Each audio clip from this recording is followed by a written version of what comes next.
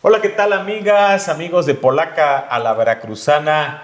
Tenemos en esta Semana Santa una entrevista muy especial con un invitado que aquí nos honra. En unos segundos lo vamos a saludar y a presentar, pero antes que nada quiero como siempre saludar a mis amigos integrantes de este programa, así que saludo con mucho gusto a Manuel Rosete. Hola Manolo. ¿Qué tal, Pepe? Buenas. Ray, ¿qué tal? ¿Cómo ¿Qué estás? tal? Buenas. Raimundo Jiménez. ¿Qué pasó, Pepe? Manuel. ¿Qué tal? Y bueno, pues usted ya lo está viendo en pantalla y recibimos aquí en Polaca a la Veracruzana al Monseñor Jorge Carlos Patrón Wong, arzobispo de Jalapa. Gracias por estar aquí con nosotros. Es un gusto poder estar con ustedes y a través de ustedes con tantos y tantos veracruzanos.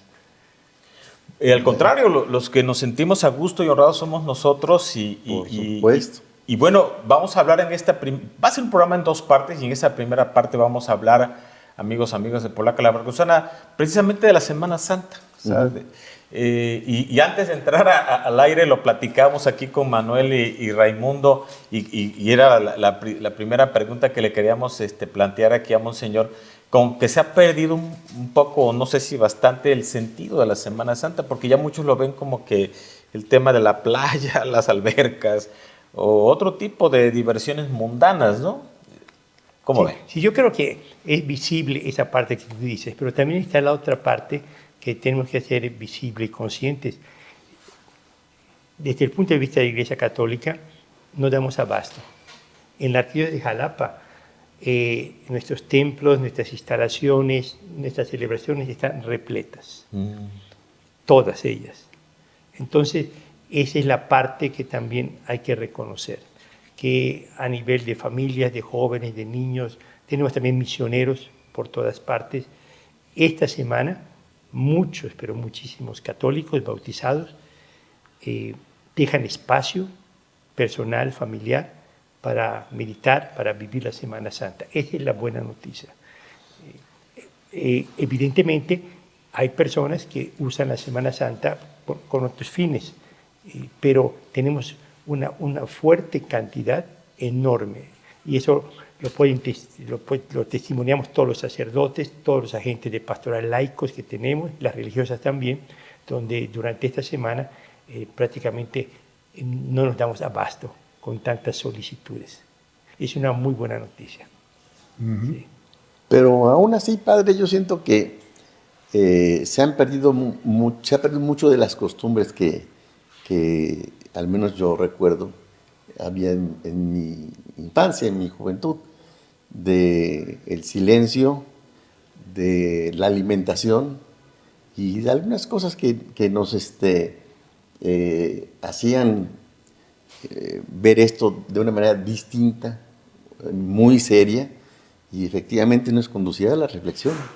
Sí, tal vez hoy aparecen formas nuevas de evangelización, cómo llevar el evangelio. Voy a colocar el ejemplo. Sí. Aquí tenemos ahora, tú ves, jóvenes que vinieron de todas partes, que están reflexionando, que están orando, pero lo hacen de una manera muy juvenil, muy abierta, muy alegre. Es decir, hay una combinación del misterio pascual de Cristo completo, pasión, muerte y resurrección. Siempre aparece hoy el punto y el elemento de la alegría del Evangelio, la resurrección, la vida. Y entonces esto hace que los jóvenes de hoy, las nuevas formas de evangelización, por ejemplo en las Pascuas infantiles, las Pascuas juveniles, no aparezcan rasgos característicos de hace 30, 40 años, donde se enfatizaba mucho el ayuno y el silencio. Hoy se enfatiza mucho el diálogo, hoy se enfatiza el compartir. Entonces, no es que tú ayunes, sino pues vamos a compartir lo que tenemos, lo que somos. Ya no es guarda silencio, sino vamos a escucharnos, vamos a comprendernos, vamos a ser amigos, vamos a ser familia. Son formas nuevas que es el mismo mensaje finalmente. Esta parte es la que yo pediría que los que pertenecemos a otra etapa de la vida, de la historia de la Iglesia, que entremos en contacto con los más jóvenes para comprendamos esta evolución, que es una evolución positiva. Para ellos, la Semana Santa es lo que están viviendo. También quiero agradecer mucho porque hay mucha presencia de los abuelitos, de las abuelitas, de la gente mayor, que lleva a sus nietos y a sus hijos a lo que podríamos llamar tradicional, pero también hay que reconocer que en la iglesia, hoy la Iglesia Católica del Arquitecto de Jalapa tiene muchas formas de evangelización, muchas formas de llegar a diferentes, según los comunicólogos, diferentes auditorios. ¿Sí? Entonces, hoy la iglesia está, voy a poner el ejemplo, no únicamente en la prensa escrita tradicional, no únicamente en la radio tradicional, está en las redes sociales, está en todo el mundo del Internet, y no únicamente el arzobispo o la comisión de comunicación, sino prácticamente a todos les hemos dado posibilidad de que anuncien, prediquen, hablen, le llamamos los evangelizadores digitales, por decir, son nuevas formas. Entonces, a mí me gustaría, y aprovecho esta ocasión, para que veamos cómo la riqueza del pasado hoy tiene modos nuevos para llegar a la nueva generación. Y es lo que nos mantiene siempre con mucha esperanza.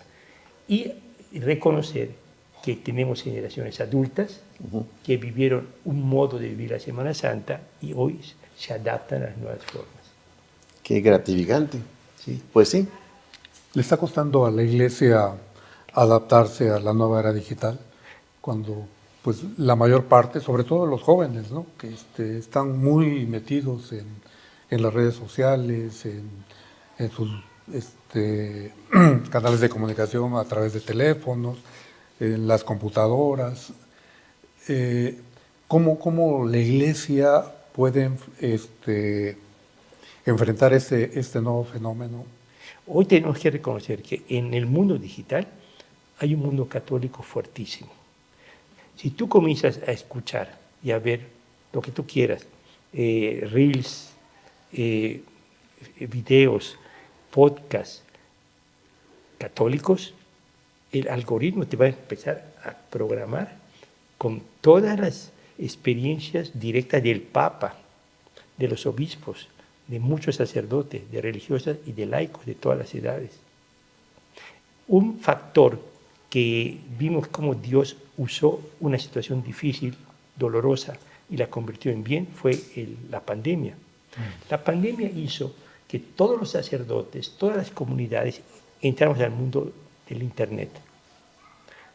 Es decir, antes de la pandemia, ya el Papa Benito XVI había pedido que, siguiendo el ejemplo de él mismo, abriéramos cuentas en Facebook y en redes sociales y lanzáramos el Evangelio a través del Internet.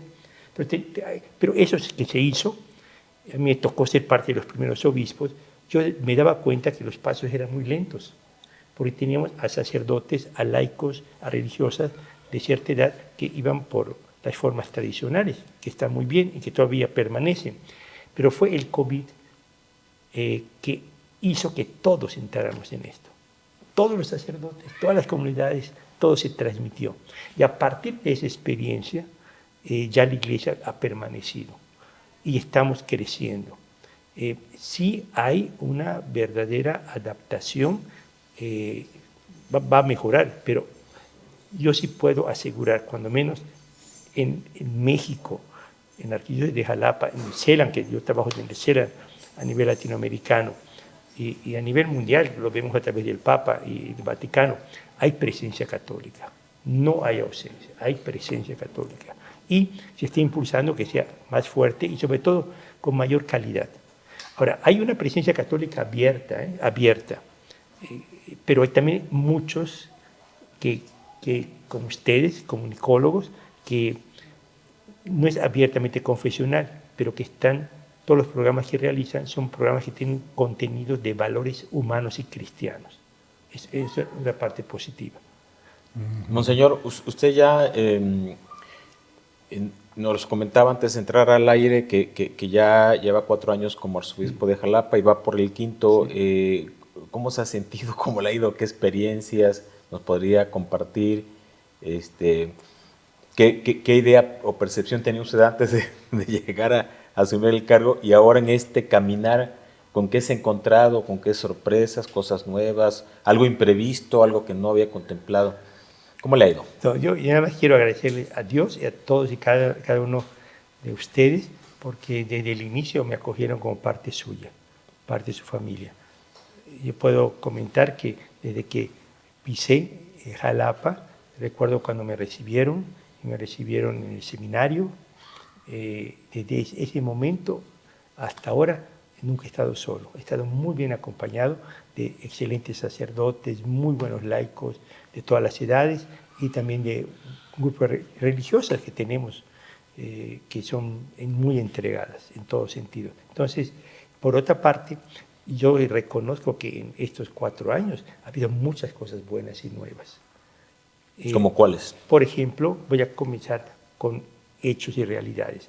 Cuando en el año 2023 iniciamos el año de la familia, todo lo que se originó ese año ha permanecido y sigue creciendo a nivel familiar.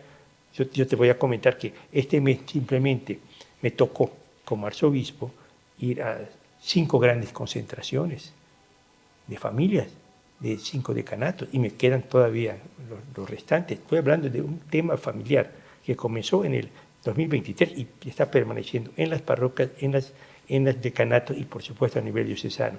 Pero después el siguiente año fue el año juvenil vocacional y continúan los encuentros de monaguillos, de monaguillas, de jóvenes, de vocacionales. Aquí hay un ejemplo, son testigos. Eso ha permanecido y ha crecido. El año pasado fue el año de la catequesis, de la evangelización. Nos dedicamos a los niños y se ha multiplicado y permanece la renovación de los catequistas.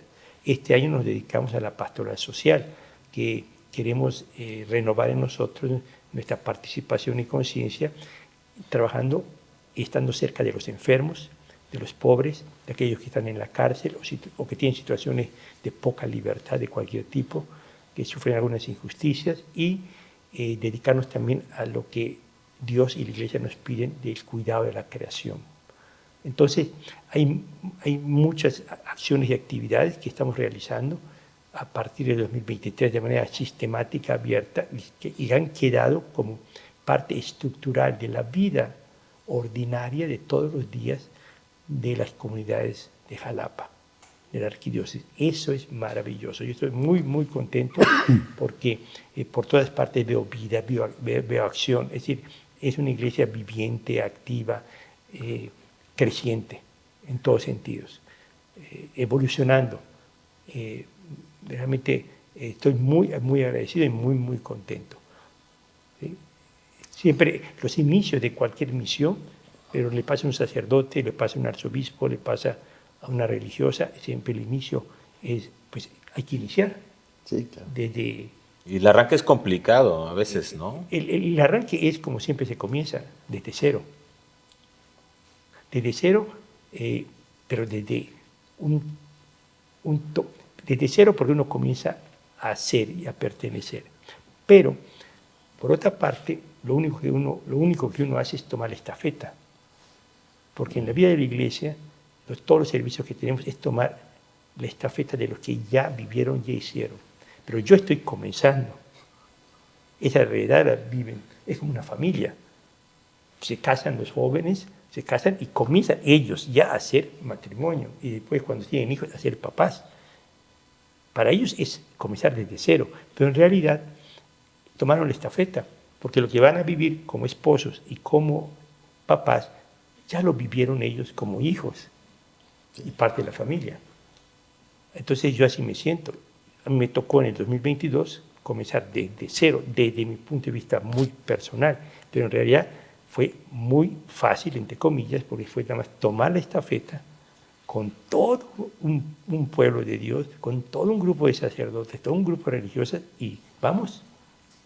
Entonces, esa parte yo agradezco a Dios que desde que llegué acá me hicieron sentir, eres parte del equipo.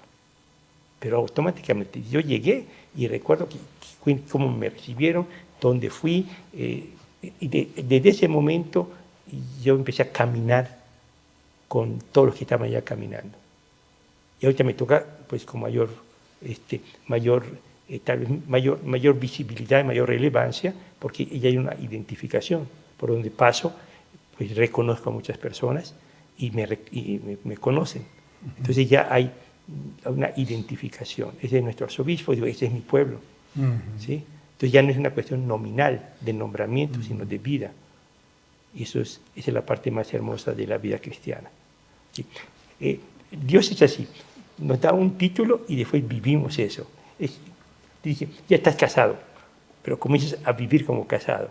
Ya eres papá, ya eres mamá, pero comienzas a ser papá y mamá. Aquí lo mismo, ya eres arzobispo de Jalapa, sí, pero a partir de este momento comienzas a ser y a vivir. Y ya cuando uno está en el 5.º año, pues uno ya se siente... Ya está encarrerado. Encarrerado, exacto, sí, sí.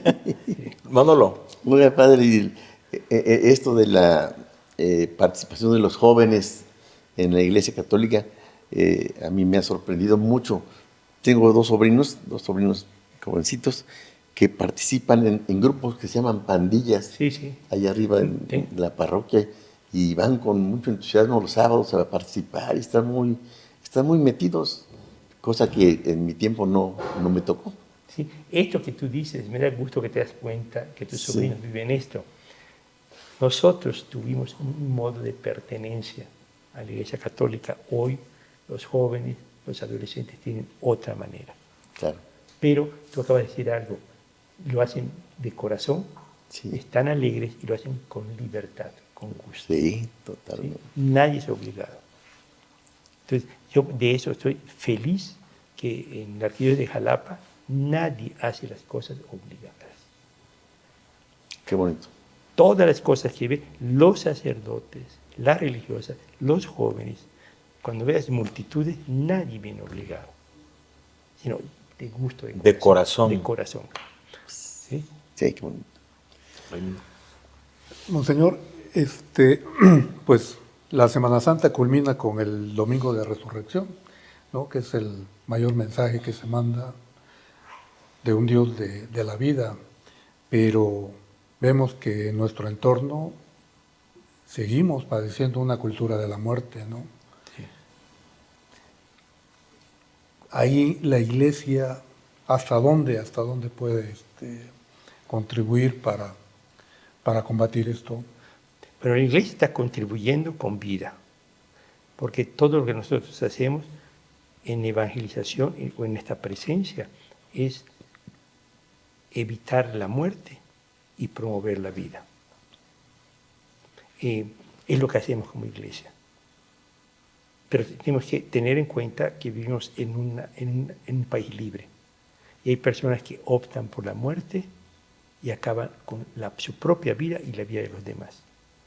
Pero la Iglesia, su papel es claramente a favor de la vida, en todos los sentidos. Y nos vamos a oponer no únicamente a la muerte, sino cualquier tipo de camino que vaya a la muerte. Y no estoy hablando únicamente de la violencia abierta, estoy hablando también de toda la corrupción interna que se da en vicios. Quien promueve el alcoholismo claramente está promoviendo la muerte. Quien promueve la drogadicción claramente lo está promoviendo.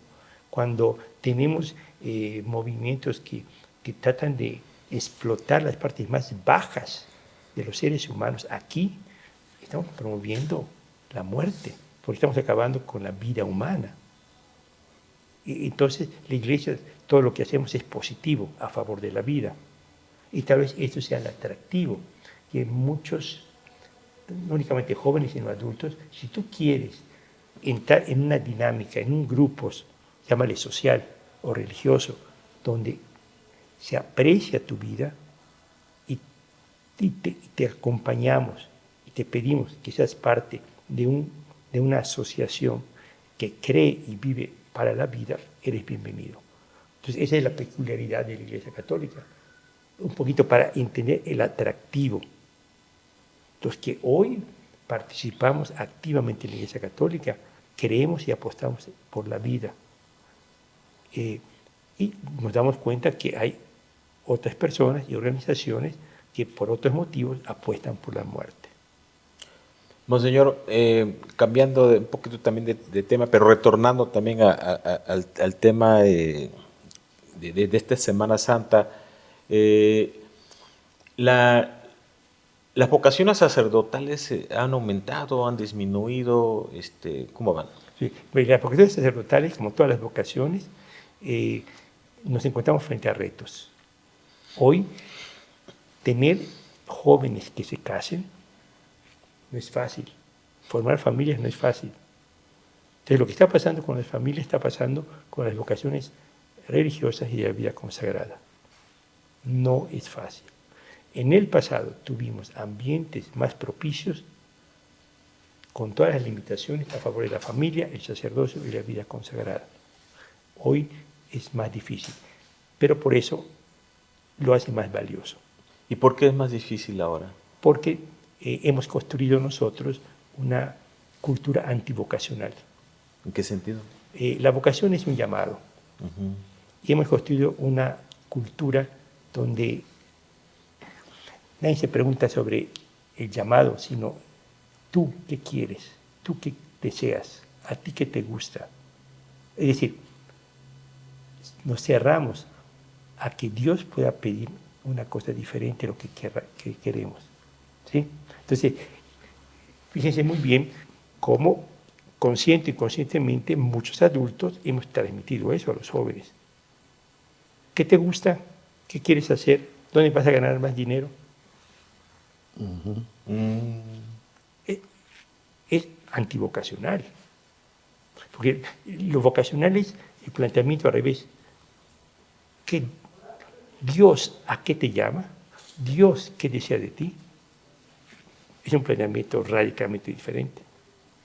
Entonces nosotros sin quererlo, pues hemos eliminado la cultura vocacional, el ambiente vocacional. Y a veces no de palabras, sino con nuestra propia vida. Porque ven, si un joven hoy ve a familias que no creen en ser familias porque fueron llamadas por Dios a ser familia. Si un joven de hoy no ve a sacerdotes y religiosos entregados a su vida sacerdotal religiosa porque Dios me llamó, entonces hay una lejanía de los modelos que teníamos en el pasado. Por eso es difícil. Y no quiero culpar a nadie, pero sí hay que reconocer que hoy a los jóvenes se les propone otras cosas. Perdón de la expresión, pero hay déficit de sacerdotes para el número de población. Siempre ha habido. Siempre ha habido. Siempre ha habido. No hay proporción entre el número de sacerdotes y el número de católicos que tenemos. Cuando menos en México y claramente en la arquidiócesis de Jalapa. Porque si yo te dijera, ¿son suficientes 160 doctores para toda la arquidiócesis de Jalapa? No. No es Dinamarca, por supuesto. Sí, entonces, tener 160 sacerdotes para toda la extensión territorial, donde más del 80% son católicos, hay un déficit, no hay proporción. Entonces, el llamado tenemos que continuarlo. Pero ese déficit siempre ha existido. Yo nunca, estadísticamente, nunca ha habido en México una relación directa entre número de sacerdotes y pueblo de Dios. ¿Hay deserción de sacerdotes? Bueno, también siempre no ha existido. ¿Pero aquí en la arquidiócesis? Pero realmente son mínimas, no son relevantes. Yo diría, por eso apostamos por la perseverancia. Y hay que pedirle a Dios que apostemos para formarnos, para que seamos mejores sacerdotes. ¿Usted qué valora para ordenar a un sacerdote? ¿Cómo siente usted la certeza de que esa persona realmente sí es su verdadera vocación y va a respetar el ministerio hasta el último día de su vida? Los años de formación en el seminario, que son 8 o 9 años después de la preparatoria, hace que un seminarista viva los valores cristianos y valores sacerdotales. Se viven. Y a partir de la vida misma, el joven dice, Dios me está llamando para esto. Pero además, todos los que estamos viviendo y conviviendo contigo lo dicen. Es muy significativo, voy a poner el ejemplo. Ahora que hay 4 seminaristas que después de 8 o 9 años están en su etapa final, y precisamente esta semana yo pedí que lo que llamamos informes, Entonces, la gente que los conoce dice, sí, tienen vocación. Los sacerdotes que lo conocen dicen, sí, sí tienen vocación. Y sus familias también. Es decir, lo que han vivido por 8 o 9 años nos da la certeza de que pueden ser sacerdotes. Algo así como si yo te dijera, ha jugado 8 años fútbol, y si me dice, ¿pueden jugar fútbol? Sí. Está calificado. Está calificado, porque con 8 años ya jugó, ya ganó partidos, ya perdió partidos, y ya se identificó con el fútbol. Y eso es lo que llamamos idoneidad. Es decir, tiene las características para ser un buen futbolista. La ordenación, y aquí está el punto delicado, se ordena el joven, pero ¿qué tiene que hacer? Seguir entrenando y seguir jugando. Entonces, a partir de la ordenación, vemos cómo comienzan a ser mejores sacerdotes. O pueden perder la vivencia sacerdotal. Pero eso sucede con todas las vocaciones. ¿Sí? ¿Ya te casaste? A ver, haz que tu vida sea cada vez más de familia. ¿Sí? Identifícate con tu familia, identifícate con tu nuevo ser. Eres esposo, eres esposa, eres papá, eres mamá. Vívelo. Es lo que pasa con el sacerdocio. Entonces, en ese sentido creo que la Iglesia es muy sabia porque apostamos por la vida, no por ideas, no por propuestas. ¿Sí? Muy bien. Pues despedimos esta primera parte de esta charla.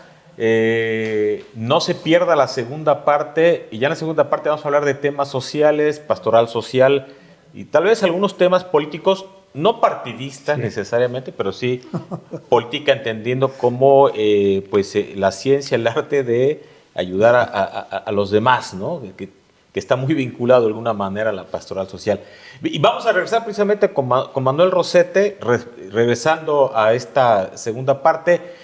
Platicamos aquí, por si usted nos acaba allí si se acaba usted de conectar, pues está aquí con nosotros el arzobispo de Jalapa, Monseñor Jorge Carlos Patrón Wong. Gracias por habernos acompañado en esta primera parte, y si nos permite, pasamos a la segunda. Muchas gracias, muy amable.